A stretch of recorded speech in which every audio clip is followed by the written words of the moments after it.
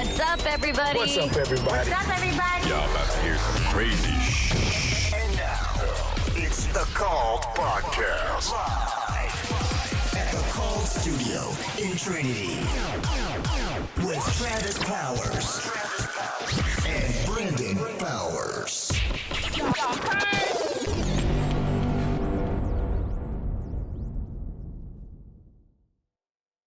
So we're here. We're here again. We're here again. That's what we do. Absolutely. We got James. What's going on? What's up, James? Hey, buddy. Yeah, man. Buddies. So me and James go back pretty far. We met at Sam Ash Music a long time ago. Clearwater. Yeah, Clearwater.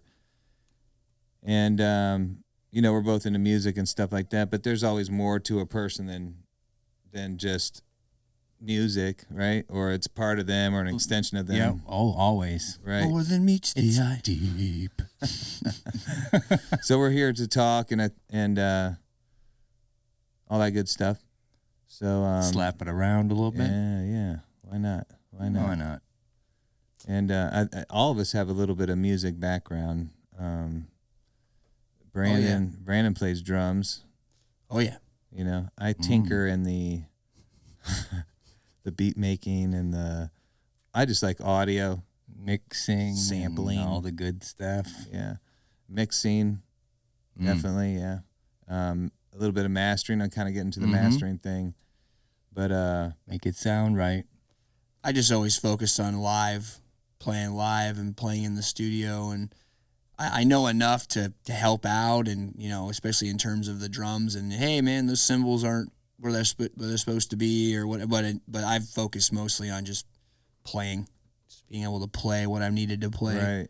Yeah, to have somebody else capture that. Yeah, and what I've noticed is all the best musicians, they don't really worry about that as much. Right. But they don't. Some of them do, though. Some of them are ridiculous, and they're like, yeah, I can mix, master, and play my own album. It's like, oh, okay, cool. That's crazy. Yeah, like they take control of their own, destiny. Like Prince. Yeah. Like someone like Prince, Yeah. he could do all that stuff and more. Yeah. Now, he still hired guys that were better. Because why do it? Yeah, Right, I don't right. feel like mixing that. You Right, mix that right, for me, right. Joey. I trust you. Right. Right. Let people do what they're good at instead of that. And that's what immediately came to my mind was when you said that it's freeing, I think, to be able to just play an instrument and be really, really good at it and not worry about all that stuff and put your trust in Master your craft. Yeah, John Blackwell was the drummer that kind of like put that in my brain hard because, he was so anti-technology. He couldn't even figure out how to load samples into a sample pad. But we're talking about one of the most prolific drummers in the last 50 years. Right. You know what I mean? And I remember when I was talking to him, I was like 18 when I met John, 17. So I was a young kid, and he was already, touring with Justin Timberlake and Prince and like all these huge artists that, and I looked at him and he goes, well, hey man, I need you to help me, load these samples up. I looked at him, I was like, John, what? I was like, John, what do you mean you can't load a sample into a pad, dude? You just plug it in and you hit upload. And he's like, Brandon, I got other things to worry about than uploading samples, man. And I'm like, right. Then I felt like the idiot, you know what I mean? Then I'm like, well, okay, well, here I am. I'm just gonna be the guy to upload the samples, You're gonna go play live with Prince in 2 days, but Never mind. I'm gonna go upload some samples, I'll teach you how to do it. But I think that's kind of like a mindset that really affected me because it's kind of like this studio. I mean, when you and I built this studio, it's like, we have all these different skill sets that we could have used. Like for me, I have a background in graphic design and animation. That's what I went to school and studied. You went to school? Yeah. Smart. Yeah, you would never know. You would never know. But it's like, instead of trying to take all these responsibilities on ourselves, we got guys like Julian and Fred who are like, that's what they do. And it's like, when I was on the phone with Fred and he's talking about, well, hey man, why don't you just do it? You have a BFA. Like, why am I doing this for you? And I said, Fred, I don't want to worry about it, man. I want to let you do you. Right. And I need to worry about what I need to worry like about. busy. Right. There's plenty of busy work, right? Yeah. What got you, James, into like the idea? I can remember for me when I was sitting there one day, I'm like, I'm gonna start making beats or making music. I want to make my own music. What was it for you? Oh man, I was a big time just listener of music, and when I heard hip hop music, it was just something different. You know what I mean? Right. It was the blend of all this old music that I was aware of, and they put it into this cool format. Right? It was like, and then after that, it was about '92. I started writing rhymes down, just writing stuff that whatever a topic. That's cool. Based on basically like an NWA style. That's basically, I was like not a gangster, but I was, trying to do that thing. And it, then after that, like 96, 97, I bought a Zoom, what was that? Rhythm track, drum machine. Nice. And at the same time, I bought the sampler. Okay. There was I think something 204 or something. It was a SP. something SP. It could have been. A Roland? It was a Zoom. It was a Zoom. Zoom. Okay. I bought Zoom and Zoom. It was wow. the cheapest thing out, and I was like, "Let me get in here." I didn't know about MPC and Right. I heard about SP 1200, but I didn't know about MPC yet. Right. Then a friend of mine that I was doing music with had told me about the MPC. Right. His mentor had showed him it, and I said, "Oh, interesting." Rubber pads, because I had the SP 1200 at the time. Right. Oh, and With those the were plastic. buttons, right? Yeah. They're like plastic no square. velocity. There was, but it was limited. There's not as many. You know what I mean? There's What like do they call? 3 velocity layers or something. Yeah, it's not. It's very limited. 10-second sampling. For And- people listening, velocity is kind of like if you hit the pad Yeah. light or harder, you get a different volume, Yeah, basically. that's all it is. Yeah, volume. So you were either getting boom, boom, or boom. Oh, boom, full. Oh, yeah. There's Right. only 3 of them, and Right. you couldn't really be too dynamic. Right. And then once I got into the MPC world, to me, it was like unlimited sampling time. Right. I had I had it maxed out, so I had 6 or 8 minutes of mono sampling time. Yeah. I mean, come on. That's allowed. And That's like a long time for 5 people. minutes or 4 minutes of stereo. So it's like, okay, well, we can really go nutty here now. That's what's up. And so then it just went from there, just chopping and learning how to chop and experimenting with chops, Yeah. And I think when finding the groove. you were younger then, I think there's a connection to like you're feeling like, man, music is part of my purpose. It's not just, I'm playing around. Yeah. I think what I noticed with you was this guy like doesn't care about a lot of superficial things that get in the way Right. of that part of you where, like there's a lot of closeted like musicians out there that haven't unveiled themselves because they're afraid of something external. And with you, you were always like, yeah, let's do it, man. Let's go. Let's go. I'm ready to go with anybody. Like, it's just about what time, Right. you guys got, because that's how I am. I'm ready to go. And I found a lot of people aren't on my timeline, I guess you would say, my Right. speed. To be nice, yeah. Yeah. Yeah, they're just doing their thing their way, and I go, when I go, I go. Yeah, If I want to do something, I got my mind set on it. I'm going to work as hard as I can until it's done, until I get it to a point where Nice. I'm happy with it, at least. Right. And you move on.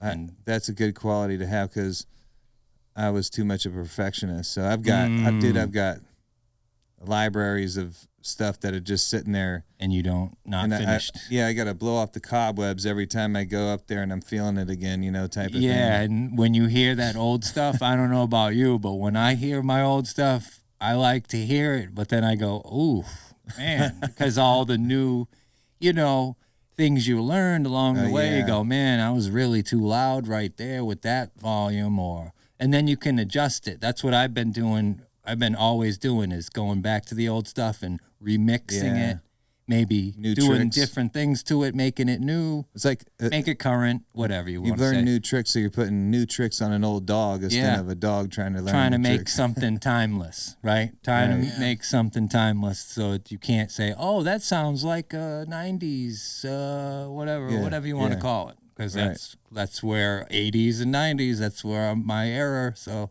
I'm there. I'm now too. So it's, you kind of got to be everything. Right.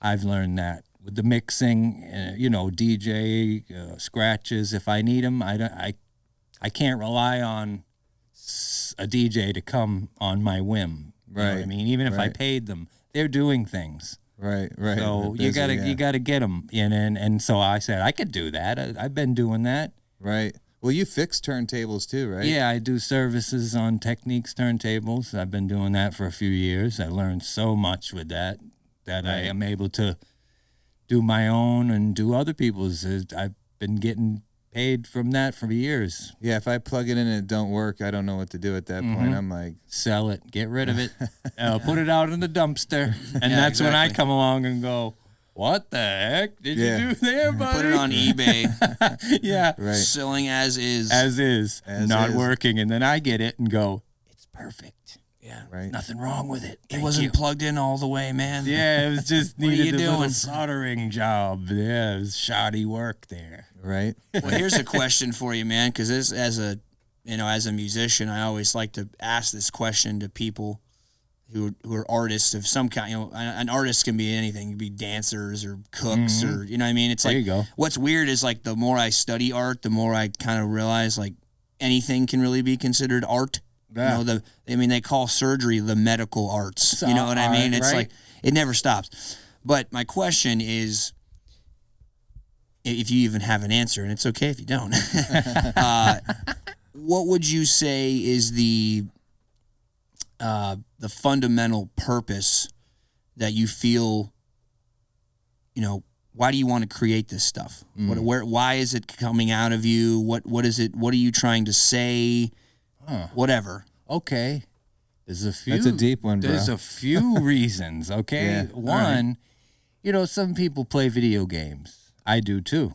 But this is part video game to me. Like I'm having fun. Oh, cool. I'm just chilling. That's important. You know what I mean? It's just a good release of endorphins or whatever you want to say. Some people go out to the club, That's one part. And then the other part is the message may be consciousness, just like wake up. I try to use material that inspire you to do something good, positive. Don't listen to the naysayers type. Right. It's almost like not vigilante, but I want to say, getting back for all the bad that's happened in everybody's life, my life, just that kind of energy. Like, right. Here you go. Right. Here's one for you. That's why I like those rugged drums and stuff. That's why, because it's like in your face. Right. This is what's happening now. How you like it. Yeah, it makes people move. Yeah, and it's like, whoa. Yeah, I want to about snap something. your head back. I want you to feel it the way I feel it when I'm making it. And you'll see. Once I start rocking, that head will start going. Right. All right, then we got something going. Then you'll know, okay, all right. And then most of the time when I'm doing that, everybody else in the room is like doing their own bob. You know? Yeah. I try to be universal. That was a good question, man. Yeah, that's a good one.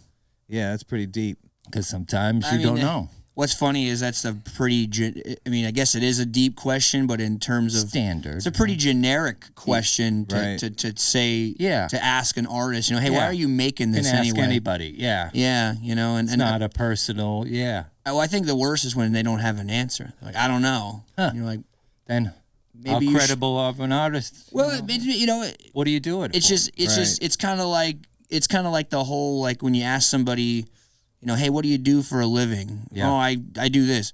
Why do you do that? Well, I don't know. I make money. Well, that's not okay. Maybe that's something to think about. Most people do that. Yeah, I think if I could connect myself with that, like I was always like this hardworking minded person, and music was a way for me to feel like oh, this is what God's telling me to do. You know, like it's right. God's given me some gifts, and that outside world you're talking about, the one that's like, well, I don't know why I'm doing this. I've been in that trap where I'm doing something, I just feel like, man, this isn't right.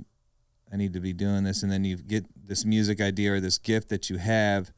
And then my problem, I think personally, was I tried to make it too perfect. So I kind of, you know, well, it's not good enough. It's not good enough. Plus I'm busy doing this thing over here with this work. And even though your work could be almost like, It's really good.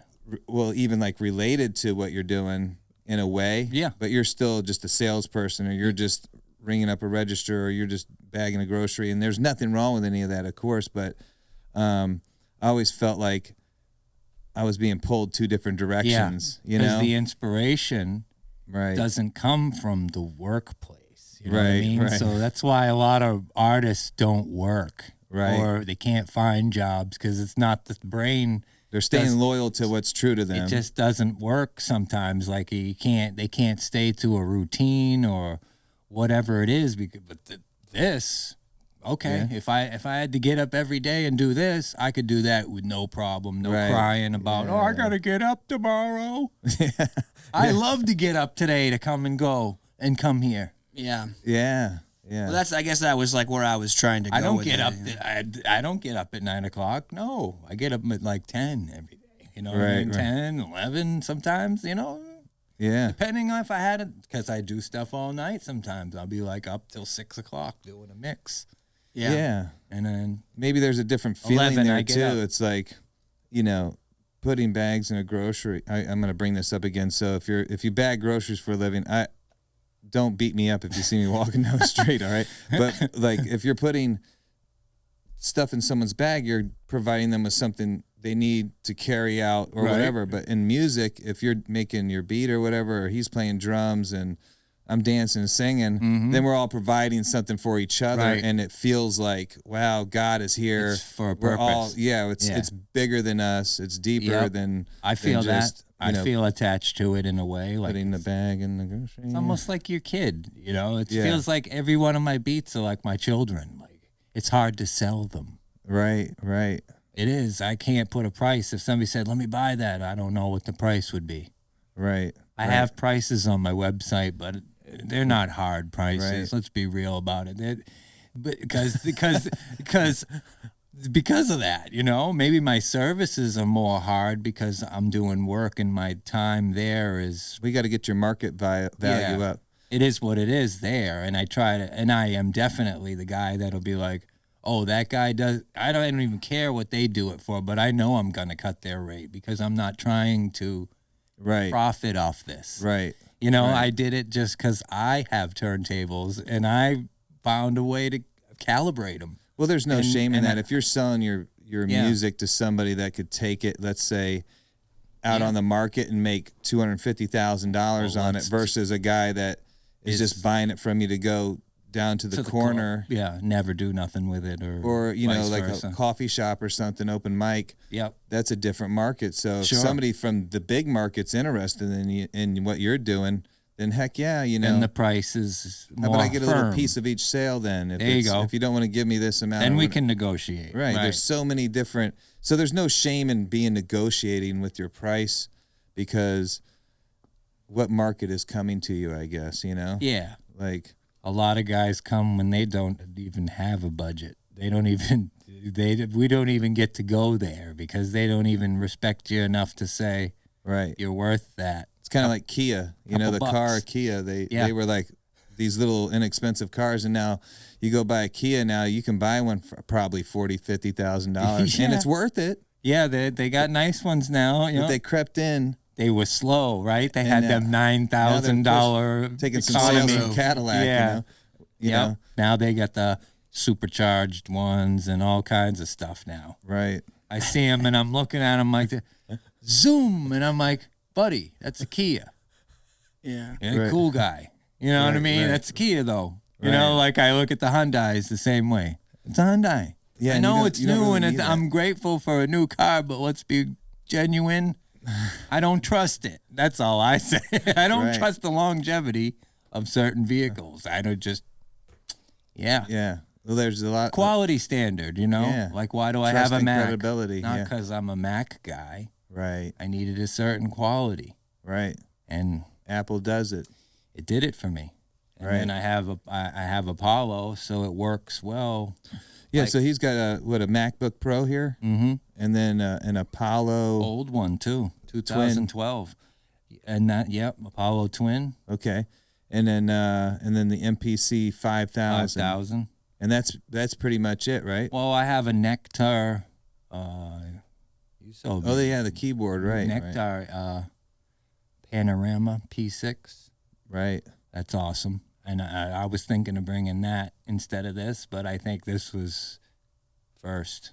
Right. So Well, that's your roots, right? So we'll start with the root. Yeah, I had the 2000 XL first before this as MPC. Right. But that's where I learned it all the roots of this, and then this took it to the next level because you got an EQ in here and effects, compressor, limiter, delays, all kinds of effects in here, all inside this box. So it's separate from the computer. Yeah, you which can is a literally beautiful finish thing. a song on Yes. the MPC 5000.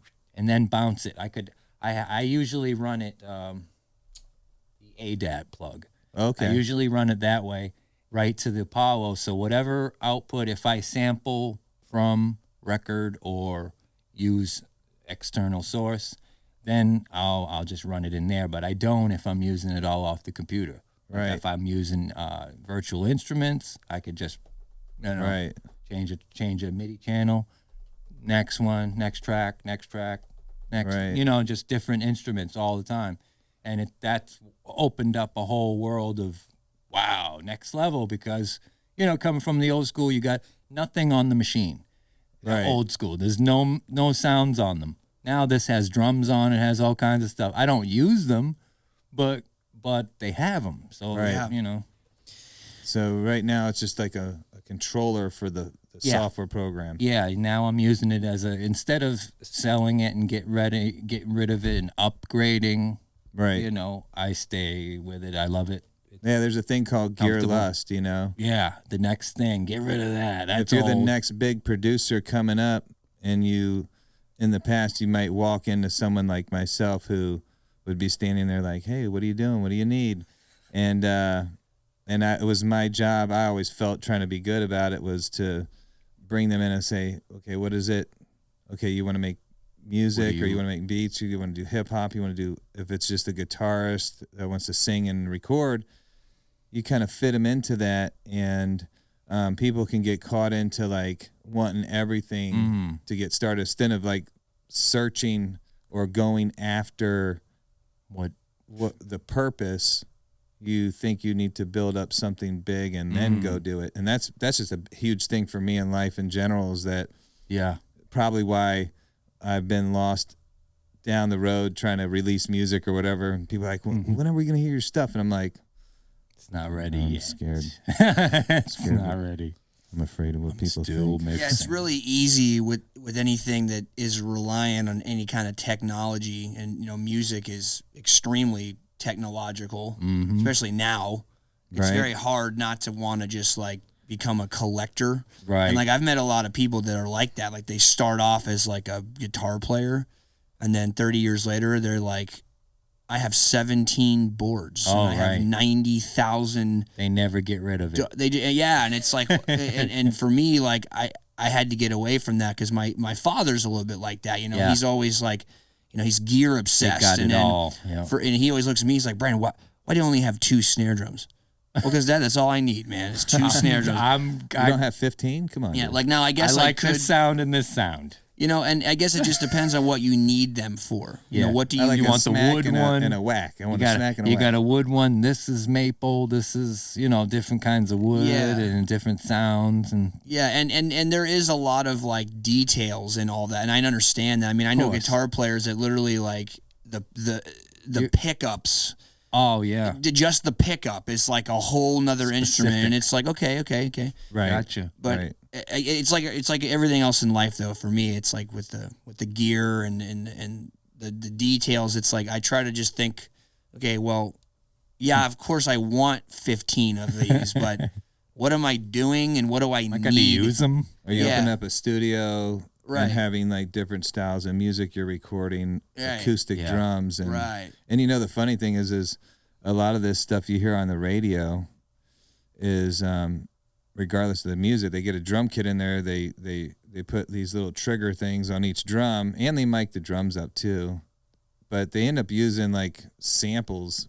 Mm-hmm. It's not the real drums. Yeah. It's not the real sound. Right, the synth drums. Yeah, and it's easier. And I understand. You know, that's a big point. A lot of my buddies that are also drummers, professionally and non-professionally, they're like, "Man, what do you think about this whole drum sampling thing, man?" And I'm like, it's just what's happening, man. It's kind of like trying. It's kind of like trying to like bring Hollywood back to the 50s. Right. It's never going to happen. It's never going to happen. Yeah. Now that you've introduced CGI and deep fake and all, it's never going away. People are not going to want to watch it anymore. You know, like I have students who are like, you know, like 6, 7, 8, 9 years old, and movies I grew up with that I think are awesome. I'm like, hey man, have you ever seen Princess Bride or something? And they're like, that movie's weird and cheesy. You know, those rats look like toys. You know, because they're used to like Transformers and stuff. Yeah, and right. Everything's it's just funny. Explosions. And, it's just funny how things change like that. Art forms just have become so reliant on the tech. And the old school, you know, the people that like you mentioned, the man you talked about earlier. They're you know, they don't want to move towards the technical, you know, it's not real, you know what I mean, like they don't embrace it in the way because they could put a nice spin on it. It's not real, but let's sample your drums, which I've done that too, and make it. But the thing when you capture it, that's the issue I believe everybody has, is when you capture it. That's the final drum you're working with. Right. So that you need mastering skills because you have to get that drum to sound snappy, but you have to have dynamics. You know what I mean? So when you're triggering it, you can do the little fills. You know? Yeah. So you could do all that, you know, but you got to have the right gear that allows you to have those little, you know. Right. It's the engineer too. And the engineer, that's what it is. Machine, right. So if that would be me. I'll be capturing the drum. Yeah. Man, I'll tell you right now, if you put me in charge of you put me in charge of EQing and mastering and mixing a drum track, you're gonna be like, this is the worst sounding drum track I've ever heard in my life. But if you were in the background and you have somebody turning the knob and say, when does it sound good to you? Let me know. Yeah. And then I'll stop and then I'll start doing a little bit of because he's doing something that you never even seen. You're like, oh, that's nice right there. I like the way that's going. And then I'll start, you know, fine-tune detailing, cutting certain frequencies out, maybe bumping a tiny bit here and there to accentuate that sound that the rim, the metal sound kind of, you know. I mean, it's the same thing as, you know, you as a engineer and a producer. Weird, yeah. I mean, it's like, you know, you understand the basics of when I go behind a drum set, what I'm doing. Mm-hmm. But if I said, hey, man, play me a rim shot versus a non-rim shot, you'd be like, duh, you know. It's the same thing with me. When someone's like, hey, man, I'm going to boost these frequencies, I'm like, okay, sounds like a plan. You know, I'll let you know if I like it. The end result is I'll let you know. Yeah. Right. And, of course, over the years, you just kind of learn. You just kind of have to learn. You get it. Your thing, you know. You just start, just exposure, you know, just being exposed to it over and over and over. Certain frequencies you'll start to see come into play with a lot of instruments, you know, like the 1K, or the mid-range, the high mid-range, low mid-range, all that matters. What you can actually hear as a human being versus what you can't hear. Yeah, you can just feel. You can just feel it. And you know how you're in the studio or in the club, should say, when the speakers are so blare and you feel it in your chest, the bass. It's like it's going through you. Yeah, it's really pushing through you, and that's what you feel. Right. I mean, because the noise behind you too, so it's I feel that. Yeah, and that's like a whole nother, like, you can get into the whole philosophical side of that, which I've taken classes of, you know, like, well, what is music at the end of the day? It's vibrations. Well, what are vibrations? Well, everything is a vibration. The thing that's keeping my finger from going through the table is the vibrations that are separating the two things. So, I've heard a lot of people say like, with the hertz, the like frequency, the frequencies the hertz, and all that. From the 440 to the 432. Yeah, and how that affects... More natural, and it's like, when I look back... It really does. Yeah. It matters. It does. And it's kind of like something that people that are untrained or they don't know these things, they don't have a clue. But once you get into it, it's like, ooh, that's a little strange, I was tuning the Yamaha guitar that I sold to Sam Nash. I was tuning that one to 432 because you can tune it internally. Okay. So now I do it on Logic. Right. If I'm going to do that, I don't do it with every track, but I'll tune the whole master to 432. So everything that's well, some people software instrument or whatever, it will be tuned to that. I know what you guys are talking about, but a little bit. But some people watching, so a piano nowadays is tuned to 440. 440, yeah. Right, which is a hertz vibration and how it's how it cycles. And then it peels away on different keys or basically playing. But the center of it, that middle C, I think, is 440. And a long time ago, they used to tune pianos differently. So there's this theory like now used to be music 432. is like was more pure then, and now it's not. That's and then there's what people the that'll tell you that's classical. bull crap. It's a debate. There's a big debate about how things should be tuned and what it does to you because those vibrations, but people don't realize, or maybe they just don't care. But when you're listening to music, it's vibrating you, and you're like your body's basically like water. It's water. A lot of it is, and so they took like droplets of water, and they were speaking to them like wonderful, lovely things and kind things to water, and then they would zoom in on it and they would see this beautiful picture of like what looked like almost like a snowflake, like or like crystallization.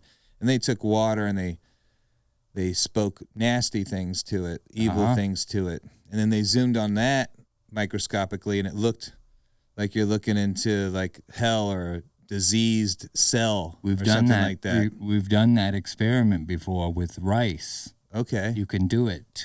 Rice with the same amount of water and the same amount of rice in like a mason jar, and you talk one bad to it. Say, talk junk to it. Yeah. And the other one you say positive things to you. it. And the one that was, believe it or not, the bad one got rotten and the mold started to appear on it. That's the other one crazy. was fine. It just looked like, expanded rice. Like regular. I was like, what is going on here? Right. And so here you are listening to music, and who sent the messenger? Right? Who sent that messenger to your radio, to your ears? And I think of the music now. Yeah. Now what you is look it? at all devil and dark, and all the tones are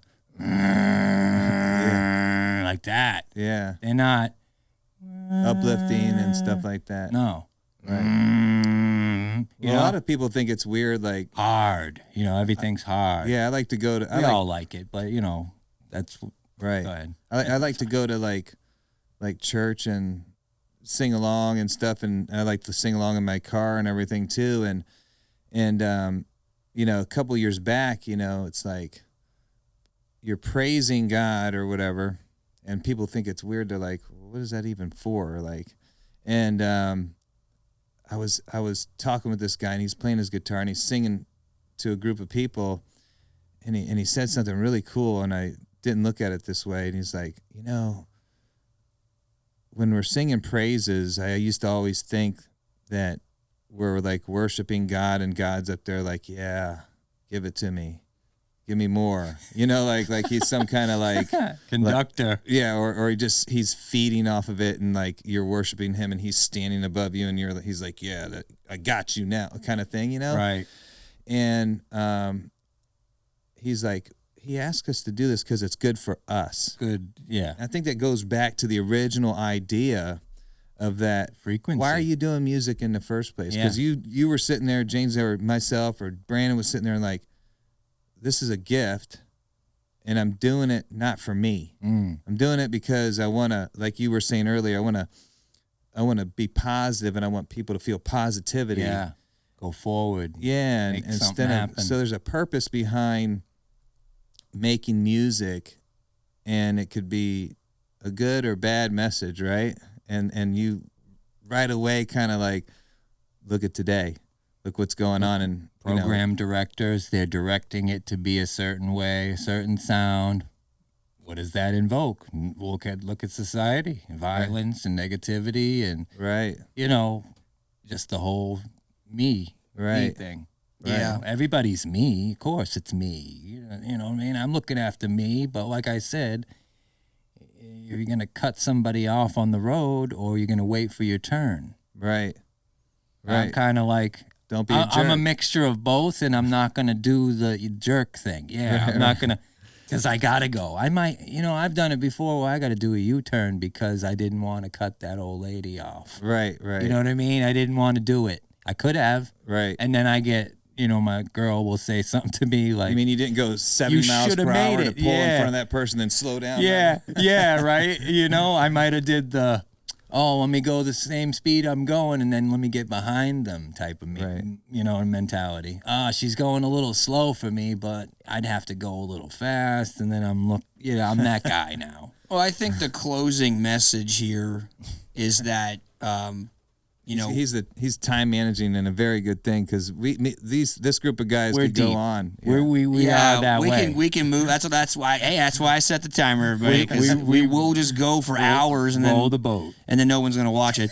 But I think the closing message here, which makes me feel good, as an artist, is that I think people need to be maybe just a little bit more aware of media, music, movies, just be maybe conscious of what you're putting in your body, because our bodies are sensitive. The imagery. These things do affect you. Okay. Yeah. They do affect you at a level that you're not really aware of. That you're not really, and you can go look into the Hertz thing, and there's even all these studies about Hitler changing those frequencies to manipulate the public. I mean, there's all these crazy things about music and how it affects people and why. So why they changed it, Yeah. So be careful, and if you're making something, if you're making art, I want to say, as an artist, be responsible. There you go. Yeah. Be responsible. That's what it's about. And I guess if you want to make stuff that makes everybody want to be mad at each other, well, then come in here and tell me why. I would love to hear why you'd like to. I'd rather make you dance. Yeah, I'd rather make you happy and smile. But if you're trying to make somebody angry and upset, I'd really like to hear that. I'd really like to pick your brain. If it's mean, let it be something like, so you could do something about it. Get mad for the right reasons and do something good based on that. Yeah, righteous fury or whatever. Yeah, there you go. Just to literally be like, there you go. I hate everything. Scorn. Like an indignation type thing. Like, sometimes we go there as people, I hate, and it's like, no. Yeah, that's not going to help anybody. Help. We go in this world. We go after. Hopefully, we go like after bullies. We go after people that they're hurting. Like you use Hitler as an example. I think universally most people could say there's a good example for somebody that missed the mark and sucked. Yeah, it didn't help anybody really. Right. Well, guys, if you liked what we got going on, please like and subscribe to the channel. We're gonna keep pushing this out. We're gonna try to have guests in here all the time. Thanks, James. Man. Thanks for coming in, James. It was major. Man. Always. Cool, guys. Well, have a good day. Much love. We'll talk here in a bit. Whoop, whoop. All right. Oh, yeah. See ya. Well, that's it for this week's episode. Join us again next time for some more crazy stuff. This is the Called Podcast with Travis Powers and Brandon Powers.